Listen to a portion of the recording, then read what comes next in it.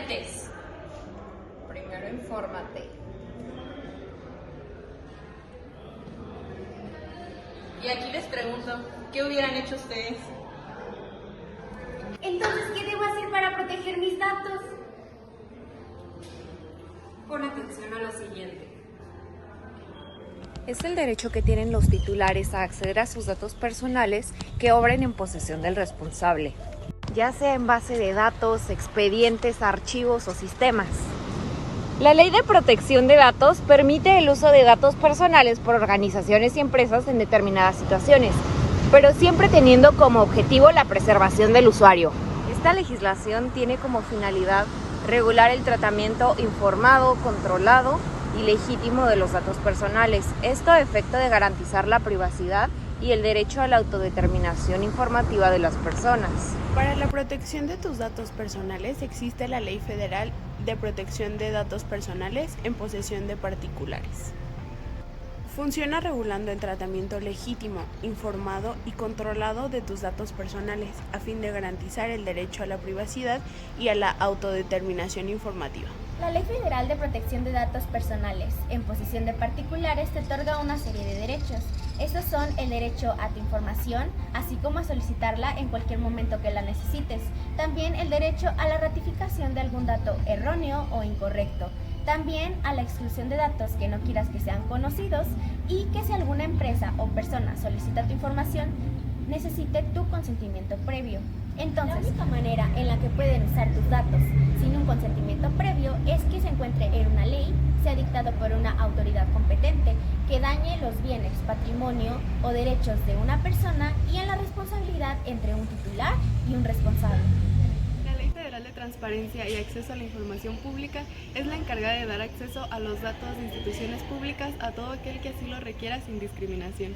Por otro lado, en nuestra Carta Magna tenemos el artículo 6º constitucional, donde figura el derecho a la libertad de expresión, que es uno de los derechos más defendidos en los países en los que ha habido una gran implantación de los sistemas informáticos en la gestión de los datos de los ciudadanos por parte de la administración. Ha sido el derecho a la persona a que su intimidad no sea vulnerada por un abuso de estos medios.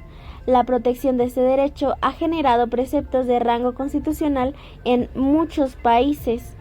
En este artículo 6º constitucional se dice que la manifestación de ideas no será un objeto a ninguna inquisición judicial o administrativa, sino hasta que haya un ataque a la moral, vida privada o los derechos de los terceros, así como que provoque un delito o perturbe el derecho público. Toda persona tiene derecho al libre acceso a la información plural y oportuna, así como a buscar y recibir y difundir información e ideas de toda índole por cualquier medio de expresión.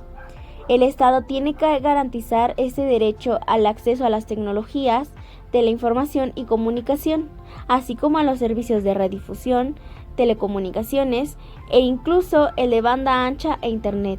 Para tales efectos, el Estado establecerá condiciones de competencia efectiva en la prestación de estos servicios. La Secretaría de Educación Pública es la principal encargada del manejo de información de todo aquello que es financiado con dinero público. El principal responsable de garantizar el acceso a la información es el Comité de Transparencia, el cual es el órgano encargado de supervisar, vigilar y coordinar todos aquellos procedimientos derivados del acceso y la transparencia. La pregunta, ¿cómo puedo acceder a todo este tipo de información? Esto se solicita de manera personal ante los módulos de atención ciudadana, por los medios electrónicos como las plataformas de transparencia o también por correos electrónicos. Facilitando tus datos como solicitante, se te entregará un número de folio para darle seguimiento, teniendo una respuesta en los próximos 20 días hábiles. Otro tema a tratar son los derechos ARCO, los cuales se encuentran en la Ley Federal de Protección de Datos Personales en posesión de particulares, que va desde el artículo 28, los cuales habla de las letras de ARCO. La primera letra habla del acceso, el cual le permite al titular acceder a la información en las bases de datos sin ninguna discriminación.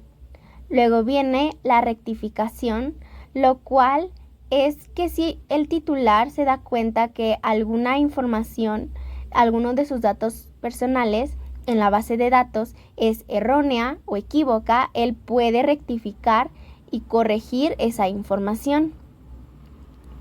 La C, que es la cancelación, habla de que el titular puede cancelar su información que se encuentre en la base de datos.